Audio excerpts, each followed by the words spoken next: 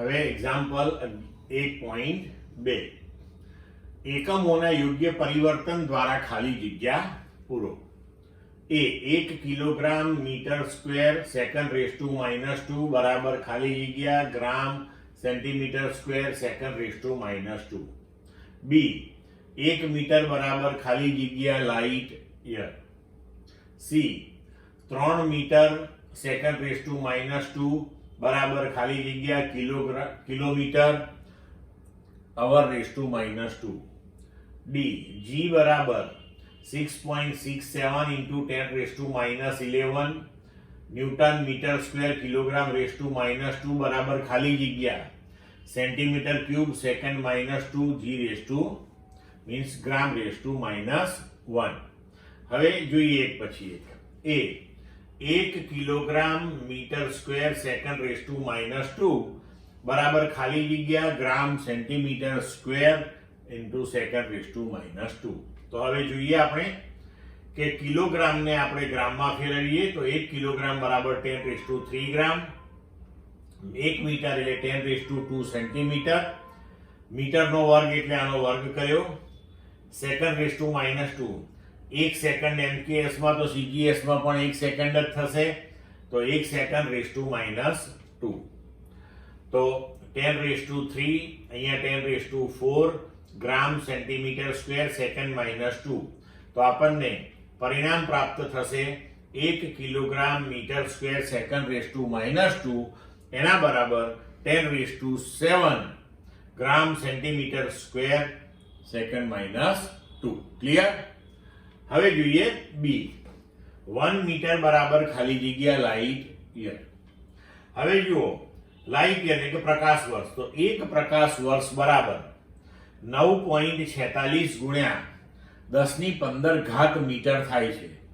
તો હવે અહીંયા આપણે સાદી ત્રિરાશિ જ મૂકવાની છે કે 1 મીટર બરાબર કેટલા પ્રકાશ વર્ષ થશે.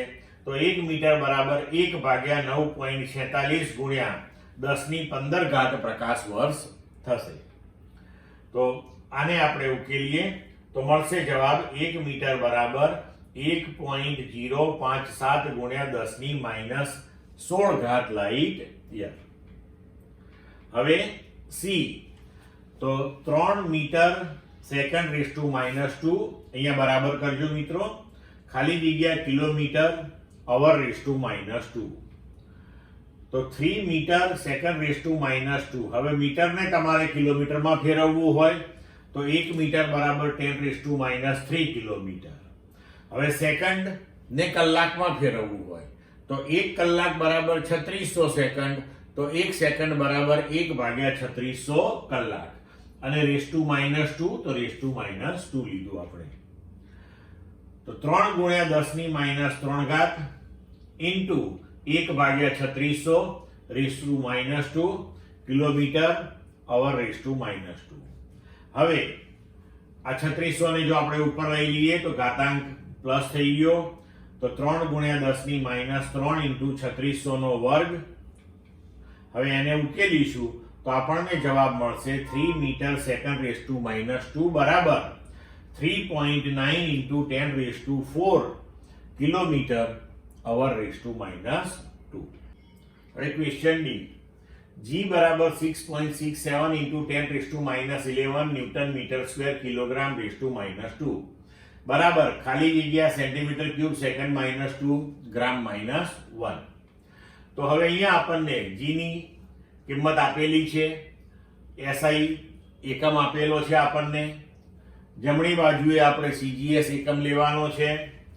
તો હવે આપણે આ જે એસઆઈ એકમ છે આપણો એને સીજીએસ માં ફેરવવાનો પ્રયત્ન કરીએ. તો જી બરાબર 6.67 10 રેઝ ટુ -11. હવે 1 ન્યૂટન તો 1 ન્યૂટન બરાબર 10 રેઝ ટુ 5 ડાઇન. પછી મીટર સ્ક્વેર તો 1 મીટર બરાબર 10 રેઝ ટુ 2 સેન્ટીમીટર એનો વર્ગ તો અહીંયા વર્ગ કર્યો. કિલોગ્રામ તો 1 કિલોગ્રામ એટલે 10 raise to 3 gram raise to -2 તો રેઝ ટુ -2 કર્યું આપણે. હવે 6.67 into 10 raise to -11 10 raise to 5 10 raise to 2 નો વર્ગ એટલે 10 રેઝ ટુ 4 10⁻³ એટલે 10⁻6 અને આપણો એકમ થઈ ગયો ડાઇન સેન્ટીમીટર સ્ક્વેર g⁻². હવે અહીંયા આપણને પરિણામ મળશે 6.67 × 10⁻11. આ કૌંસ થઈ જશે 5 ને 4 9, એમાંથી 6 જશે તો 10⁻3. હવે ડાઇન, તો ડાઇન એટલે કે gram centimetre second. Centimetre square g⁻² તો છે જ, તો આ ગ્રામ અને આ g⁻² થઈને g⁻1 થશે. આ સેન્ટીમીટર અને સેન્ટીમીટર સ્ક્વેર થઈને સેન્ટીમીટર ક્યુબ થશે. તો હવે આપણું પરિણામ આવ્યું g બરાબર 6.67, 10⁻11 અને 10⁻3 થઈને આપશે 10⁻8 સેન્ટીમીટર ક્યુબ સેકન્ડ-2 g⁻1. એટલે આપણને આપણો જવાબ મળી ગયો. ક્લિયર?